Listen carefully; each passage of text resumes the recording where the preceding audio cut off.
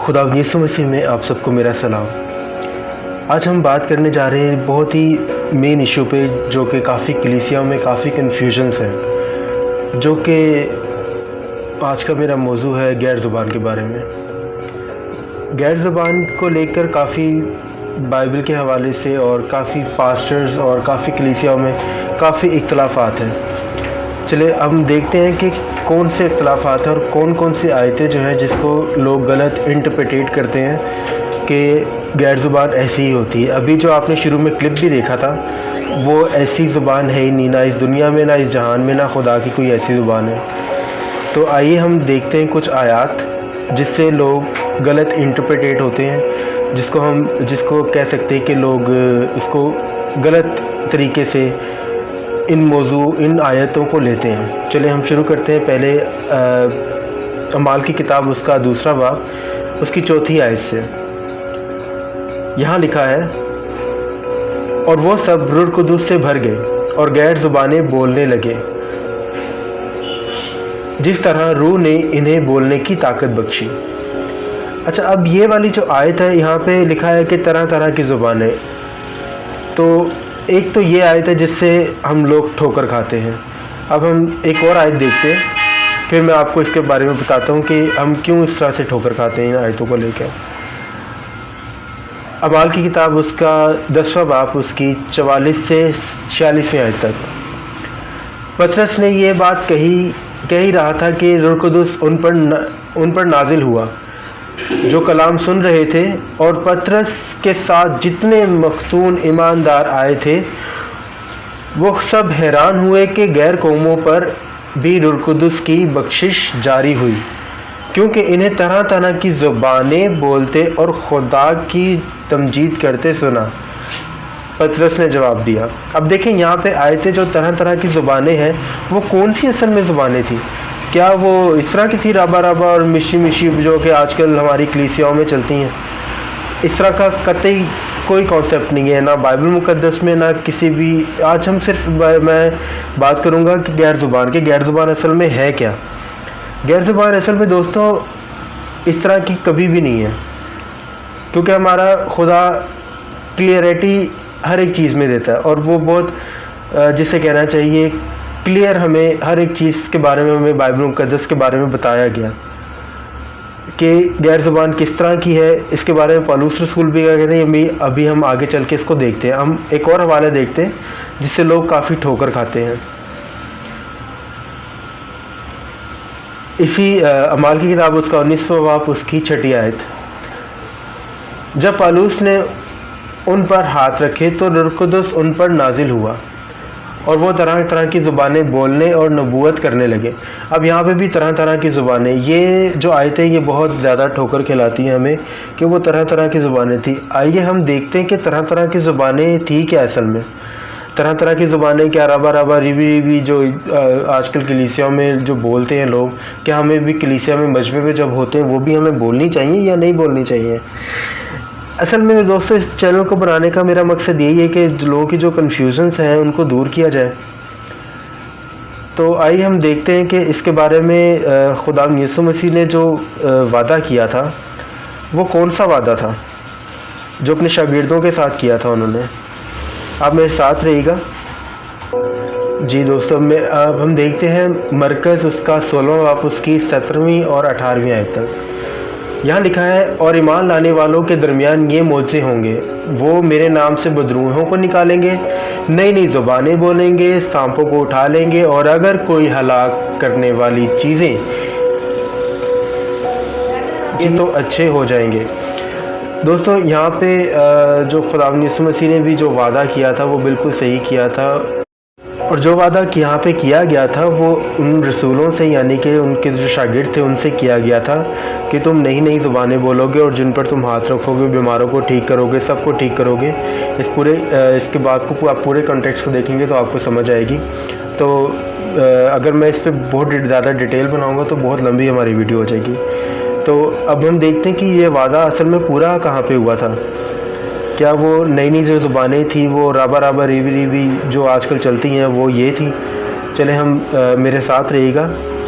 अब हम देखते हैं आगे। जी दोस्तों, अब हम देखते हैं अमाल की किताब, उसका दूसरा बाब, उसकी पहली आयत से ऑनवर्ड्स हम पढ़ेंगे।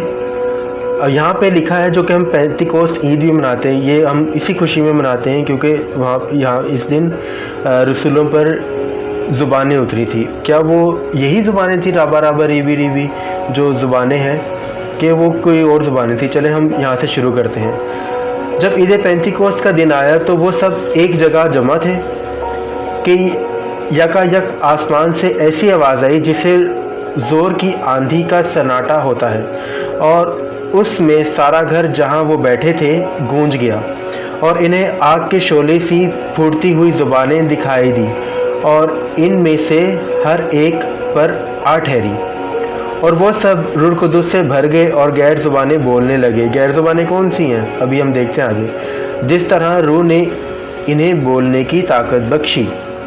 जी, अब यहाँ पे देखते हैं। अब आप इसकी 5वीं आयत से ऑनवर्ड्स पढ़ेंगे। और हर कौम में से जो आसमान के तले है वो खुदा तरस यहूदी यरूशलेम में रहते थे। जब ये आवाज़ें आई तो भीड़ लग गई और लोग दंग हो गए, क्योंकि हर एक को यही सुनाई देता था कि ये मेरी ही बोली बोल रहे हैं। देखें, ये मेरी ही बोली बोल रहे हैं। और वो सब हैरान और ताजुब होकर कहने लगे, देखो ये बोलने वाला क्या सब गलीली नहीं? फिर क्यों कर हम में से हर एक अपने अपने वतन की बोली बोल सुनता है?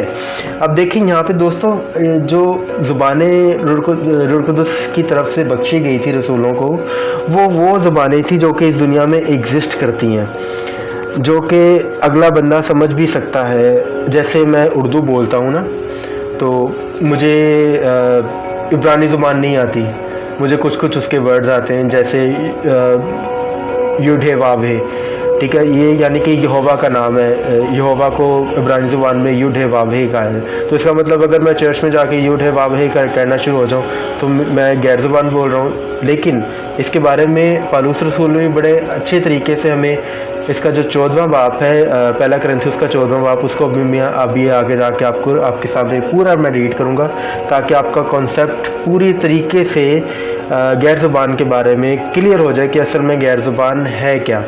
अच्छा, अब हम इससे आगे पढ़ते हैं 8वीं आयत से कि वो आगे क्या कहते हैं। अच्छा, इसकी 9वीं आयत है।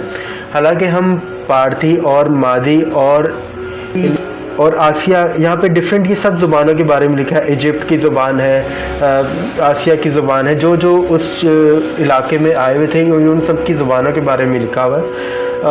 मगर अपनी अपनी ज़ुबान में ही उनसे खुदा के बड़े बड़े कामों का बयान सुनते हैं। वो यानी कि जो नबूवत कर रहे थे वो खुदा यीशु मसीह के बारे में बता रहे थे, खुशखबरी सुना रहे थे उन्हीं की ज़ुबान में। और वो सब हैरान हुए और घबरा कर एक दूसरे से कहने लगे कि ये क्या हुआ चाहता है। तो देखिए दोस्तों, यहाँ पे उन्होंने क्लियर कर दिया है कि वो सब जो ज़ुबानें बोल रहे थे वो इस दुनिया की ज़ुबानें थी, ठीक है। और अभी आगे हम इसका पढ़ते हैं कि आगे इसमें पौलुस रसूल हमें इसके बारे में क्या कहते हैं। मैं इस चीज़ के ख़िलाफ़ हूँ कि जो आजकल कलीसियाओं में राबा राबा रिबी रिबी बोला जाता है वो एकदम गलत इंटरप्रेटेट किया जा रहा है, और लोग चाहते हैं कि रूह कुदुस जो है वो हमें गाइड कर रहा है। हालांकि रूह कुदुस ऐसा कतई नहीं करता। मैंने काफ़ी देखा, जब ईद पेंतिकोस्त आती तो लोग सोच के आते हैं हाय आज हमारे सर पे ना ज़ुबान उतरेगी कोई ना कोई, और अगर कोई इसके बारे में कोई बात कर देता ना तो वो एकदम डरा देते हैं कि वो तुमने तो रूह कुदुस की बेइज्जती कर दी है। क्योंकि कलाम मुक़द्दस में भी खुदा यीशु मसीह ने भी कहा था कि सबसे बड़ा गुनाह वो है जो कि रूह कुदस के बारे में बोलता है या उसकी बेइज्जती करता है। ठीक है, तो वो रूह कुदस असल में क्या है उसको मैं आपको नेक्स्ट वीडियो में समझाऊंगा कि असल में रूह कुदस असल में है क्या, कि वो हमें कैसे गाइड करता है। इसमें कभी भी हमें बाइबल इस चीज़ के बारे में बिल्कुल क्लियर है कि जो जिसको निजात मिलेगी वो उसका गैर ज़ुबान बोलना ज़रूरी है। ऐसा बाइबल मुक़द्दस में बिल्कुल क्लियरिटी है कि वो ऐसा बिल्कुल भी नहीं है। उसको मैं आपको नेक्स्ट वीडियो में समझाऊंगा, जब मैं इस पे रूह कुदस के बारे में वीडियो, जब मैं इसको अगली वीडियो मेरी रूह कुदस पे होगी उस पर मैं आपको क्लियर हो जाएगी। अच्छा, अब हम देखते हैं कि पौलुस रसूल जो कलीसिया है करंथियों की, उनको क्या समझा रहे थे गैर ज़ुबान के बारे में। जी, पहला करंथियों उसका 14वां बाप उसकी पहली आयत से मैं ये पूरा बाप आपके लिए मैं पढ़ूंगा, क्योंकि ताकि आपको ना पूरी की पूरी इसके बाप की ना समझ आ जाए। कुछ एक आध आयतें हैं जिसका गैर ज़ुबान से लेना देना नहीं होगा, वो शायद मैं स्किप कर जाऊँ, लेकिन मैं कोशिश करूँगा कि पूरे का पूरा ये बाप मैं आपके सामने पढ़ूँ। चलिए हम शुरू करते हैं। मोहब्बत के तालिब रहो और रूहानी नेमतों की भी आरजू रखो, खुसूसन उसी की के नबूवत करो, क्योंकि जो बेगाना ज़ुबान में बातें करता है वो आदमियों से बातें नहीं करता बल्कि खुदा से, इसलिए कि उसकी कोई नहीं समझता, हालांकि वो अपनी रूह के वसीले से भेद की बातें कहता है। मैं एक एक आयत को कोड करूँगा ताकि आपको समझ आए। अच्छा, यहाँ पे दूसरी आयत में पौलुस रसूल समझा रहे हैं करंथियों की कलीसिया को, बल्कि ये जो कितने भी कहता है वो हम सब पे लागू होते हैं।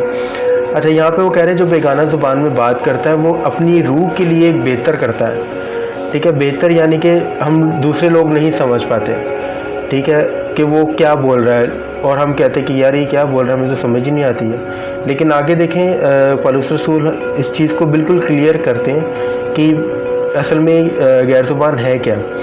लेकिन जो नबूवत करता है वो आदमी से तरक्की और नसीहत और तसल्ली की बातें क्या करता है। ठीक है, अब नेक्स्ट हम इसको देखते हैं। जो बेगाना ज़ुबान में बातें करता है वो अपनी तरक्की करता है, और जो नबूवत करता है वो कलीसिया की तरक्की करता है। 5वीं आयत है, अगरचा मैं ये चाहता हूँ कि तुम सब बेगाना ज़ुबानों में बातें करो, लेकिन यहाँ पे देखें लेकिन ज़्यादातर यही चाहता हूँ कि नबूवत करो, और अगर बेगाना ज़ुबान बोलने वाला कलीसिया की तरक्की के लिए तर्जुमा ना करे, गौर कीजिएगा, अगर तर्जुमा ना करे तो नबूवत करने वाला उससे बड़ा है। तो यहाँ पे बिल्कुल क्लियर कट पौलुस रसूल ने बोल दिया है कि अगर तुम जो ज़ुबान बोल रहे हो, चाहे वो किसी भी किस्म की ज़ुबान है, वैसे तो ये जो ज़ुबानें आजकल बोलते हैं इसका उस रूह कुदस से किसी किस्म का कोई ताल्लुक़ नहीं है। ठीक है, वो ये कह रहे हैं कि अगर तू तर्जुमा नहीं कर सकता तो जो नबूवत करता है, यानी कि जो प्रोफेसी कर रहा है, वो ज़्यादा बेहतर है। जो कलीसिया को समझा रहा है वो ज़्यादा बड़ा है। अच्छा, अब आगे देखते हैं। बस ए भाइयों, अगर मैं तुम्हारे पास आकर बेगाना ज़ुबानों में बातें करूं और मुकाशरा या इल्म या नबूवत या तालीम की बातें तुमसे ना कहूं तो तुमको मुझसे क्या फ़ायदा होगा। सही बात है, यहाँ पे भी पौलुस रसूल को काफ़ी ज़ुबानें आती, वो यूनानी, फ़ारसी, हर किस्म की उनको ज़ुबान आती थी, लेकिन वो क्या करते थे, लोगों को समझाते थे उन्हीं की ज़ुबान में। ठीक है, तो अगर वो यहूदा में जाके यूनानी बोलते तो उनको समझ नहीं आती थी कि ये क्या बोल रहे हैं। ठीक है, अब आगे इसको हम पढ़ते हैं। चनाचा बेजान चीज़ों में भी जिससे आवाज़ निकलती है, मसलन बांसुरी या बरतब, अगर उनकी आवाज़ों में फ़र्क ना हो तो जो फूंका या बजाया जाता है वो क्यों कर बजाना चाहिए। ठीक है, अब आगे हम इसको पढ़ते हैं। और अगर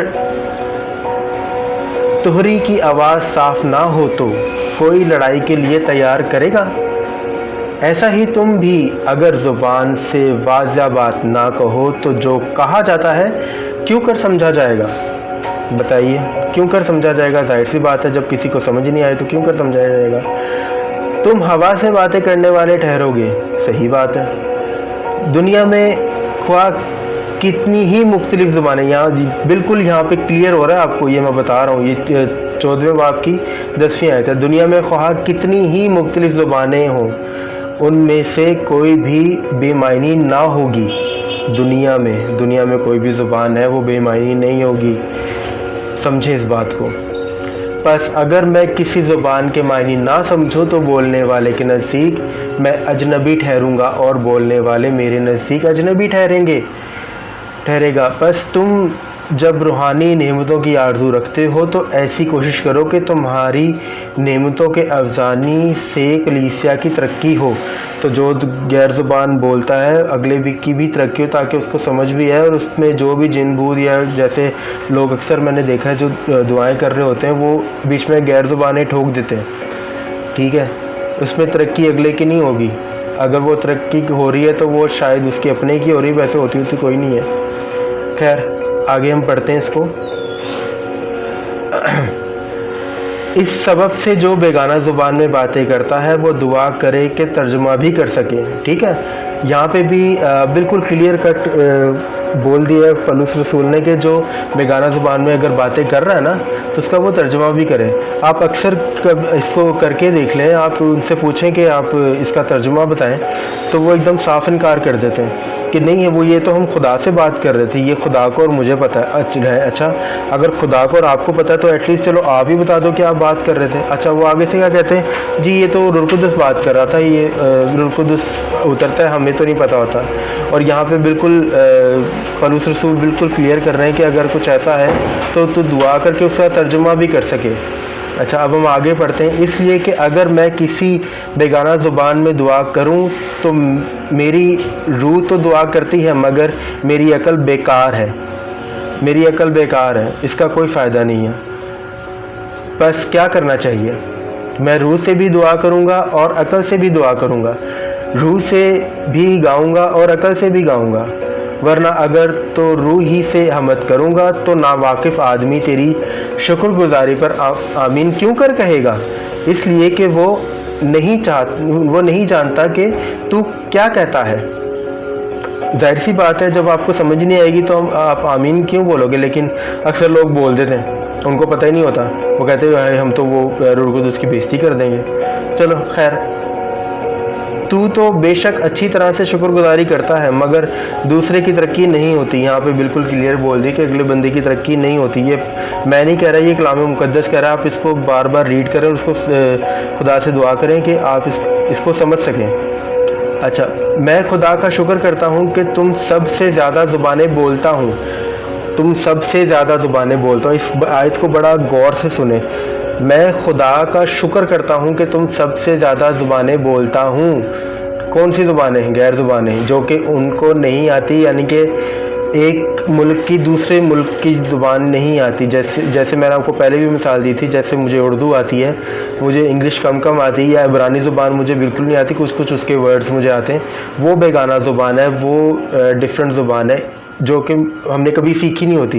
रूह कुदस की तरफ से अगर वो उतरती है तो आगे देखें यहाँ पे पौलुस रसूल क्या कहते हैं। लेकिन कलीसिया में बेगाना ज़ुबान में 10,000 बातें कहने से मुझे ये ज़्यादा पसंद है कि औरों की तालीम के लिए 5 ही बातें अक्ल से कहूँ। देखें यहाँ पे बिल्कुल क्लियर हो गया। ऐ भाइयों, तुम समझ में बच्चे ना बनो, बदी में तो बच्चे रहो मगर समझ में जवान बनो। तो रैत में लिखा है कि खुदावंद फरमाता है, मैं बेगाना ज़ुबान में बेगाना होंठों से इस उम्मत से बातें करूँगा तो भी मेरी ना सुनेंगे। अब यहाँ पे इस आयत को भी बहुत लोग गलत कोट करते हैं कि हाँ नहीं, हम तो बेगाना ज़ुबान बोलते हैं। देखें यहाँ पे तो ये लिखा हुआ है, नहायत ही गलत बात है, यानी कि वो हम नहीं सुनेंगे। लेकिन पौलुस रसूल आगे भी कुछ कह रहे हैं, ये भी ज़रा आगे पढ़ लिया करें। एकदम से इसको इस आयत को अकेली को ना इंटरप्रेटेट करके तो लोगों को गलत गाइड किया करें।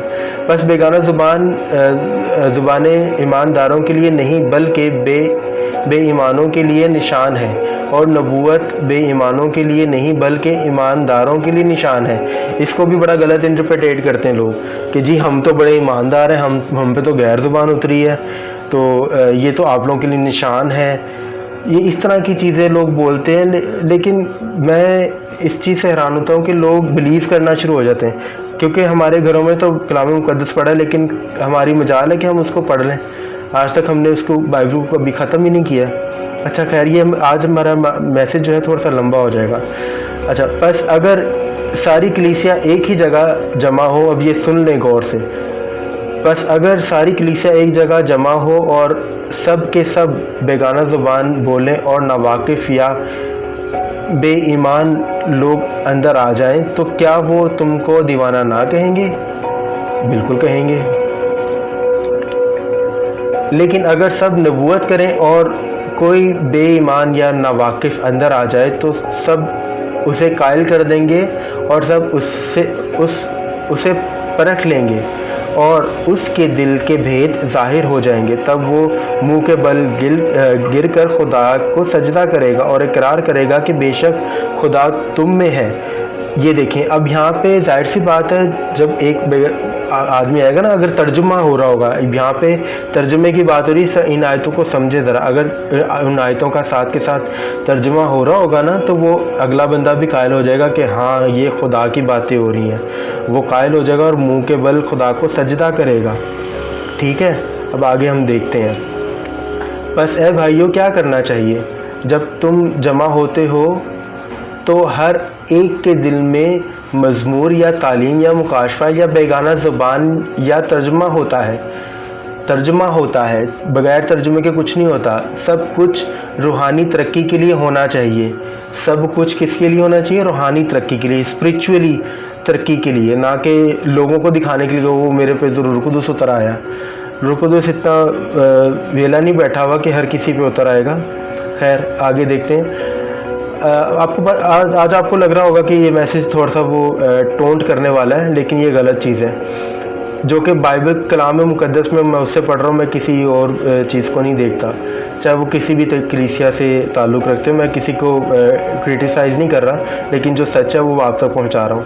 अच्छा खैर, अगर बेगाना ज़ुबान में बातें करना हो तो दो दो या ज़्यादा से ज़्यादा तीन शख्स बारी बारी से बोलें और एक शख्स तर्जुमा करे। देखें, तर्जुमा करे। जब बेगाना ज़ुबान कोई बोल रहा है तो उसका कोई तर्जुमा भी करे। बेगाना ज़ुबान जो कि बेगानगी है, यानी कि जो इस मुल्क की नहीं दूसरे मुल्क की है, वो ज़ुबान चलो खुदा ने रूह कुदस की तरफ से दे दी, आपको आ रही है वो ज़ुबान, ठीक है, लेकिन उसका तर्जुमा भी करना सीखो खुदा के लिए। अच्छा, और अगर कोई तर्जुमा करने वाला ना हो तो बेगाना ज़ुबान बोलने वाला कलीसिया में चुपचाप रहे।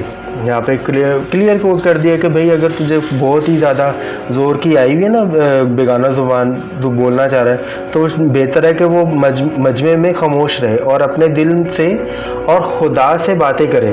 ठीक है, यानी कि अपने अब अंदर ही खुदा से बातें करे। वो जिस किसी भी लैंग्वेज में बोल रहा है, जैसे ये लोग बोलते रबा रिबी पता नहीं वटेवर, वो फिर खुदा से ही बातें करें। हाँ, खुदा को भी पता नहीं समझ आती होगी कि नहीं। खैर, यानी आगे हम देखते हैं। नबियों में से 2 या 3 बोले और बाकी उनके कलाम को परखे। हमें आज परखने की ज़रूरत है। जो कलीसिया में चल रहा है ना, आज हमें उसको परखने की बहुत अशद ज़रूरत है। लेकिन अगर दूसरे पास बैठने वाले पर वही उतरे तो पहला खामोश हो जाए। ठीक है, यहाँ पे देखें एक वो डायमेंशन दी हुई हर एक चीज़ की, हर एक तरीका लिखा हुआ है कि किस तरह से गैर ज़ुबान बोलनी चाहिए, कि अगर कोई ज़ुबान बोलना चाह रहा है तो वो किस तरह से बोलनी चाहिए। पौलुस रसूल यहाँ पे क्लियर आपको बता रहे हैं, कभी हमने पढ़ा ही नहीं है इसको। अच्छा, क्योंकि तुम सब एक एक करके नबूवत कर सकते हो ताकि सब सीखें और सबको नसीहत हो। यहाँ पे बात हुई कि लोग सीखें, लेकिन लोग वो तो उसको हाथ से खाते ही नहीं है। वो तो कहते जी हमारे ऊपर रूह कुदस नाजिल हो गया। अच्छा, और नबियों की रूहें नबियों की ताबे हैं। देखें, ताबे हैं उनकी, क्योंकि खुदा अबतरी का नहीं बल्कि अमन का बानी है, जैसा मुकद्दसों की सब कलीसियाओं में है। ठीक है, अब यहाँ पे बिल्कुल क्लियर हो गया कि खुदा ऐवी नहीं है। हर एक चीज़ का बड़े अच्छे से उसने बताया हुआ है, हर एक चीज़ क्लियर बताई हुई है। अच्छा, अब आगे हम देखते हैं, औरतें कलीसिया के मजमा में खामोश रहें, क्योंकि इन्हें बोलने का हुक्म नहीं बल्कि ताबे रहें, जैसा तौरात में भी लिखा है। और अगर कुछ सिखाना चाहें तो घर में अपने शौहर से पूछें, क्योंकि औरत का कलीसिया के मजमा में बोलना शर्म की बात है। खैर, इस पर हम फिर कभी बात करेंगे। क्या खुदा का कलाम तुम में से निकला या सिर्फ तुम ही तक पहुंचा है? अगर कोई अपने आप को नबी या रूहानी समझे तो ये जान ले कि जो बातें मैं तुम्हें लिखता हूँ वो खुदा के हुक्म में है। और अगर कोई ना जाने तो ना जाने, नहीं समझ तो फिर रहने दो। सही कह रहे हैं। बस ए भाइयों, नबूवत करने की आरज़ू रखो और ज़ुबानें बोलने से मना ना करो। कौन सी ज़ुबानें मना करने से मना ना करो? जो कि राबा इनको तो मैं मना करूँगा भाई, क्योंकि इसका बाइबल मुक़द्दस से कोई लेना देना है ही नहीं है। ठीक है, मगर सब बातें शाइस्तगी और कहरीना के साथ अमल में आएँ। ठीक है, यहाँ पे बिल्कुल क्लियर है कि ये पूरा बाप मैंने आपके लिए इसलिए पढ़ा है कि जो भी बातें हैं वो आप क्लियर कट बोला करें, उनको समझें। ये नहीं कि जो पास्टर साहब ने या जो भी साहिबान ने आपको बता दिया उस पर ज़रा कलाम मुक़द्दस को भी रीड कर लिया करें। तो लिहाजा आज की इतनी वीडियो थी। खुदारा उन लोगों से बचें जो कि आपको गलत गाइड करते हैं कि ज़ुबान होगी, गैर ज़ुबान होगी तो आप पे रुकुदुस उतरेगा। ऐसा कतई नहीं है, निजात इस तरह से नहीं मिलती। इसके बारे में मैं आपको नेक्स्ट वीडियो में इंशाल्लाह बताऊंगा। तो खुदा ने चाहा तो हम नेक्स्ट वीडियो में मिलेंगे। और इस चैनल को सब्सक्राइब करें और ये मेरा पैगाम आगे शेयर करें। खुदावंद आप सबको बरकत दे। आमीन।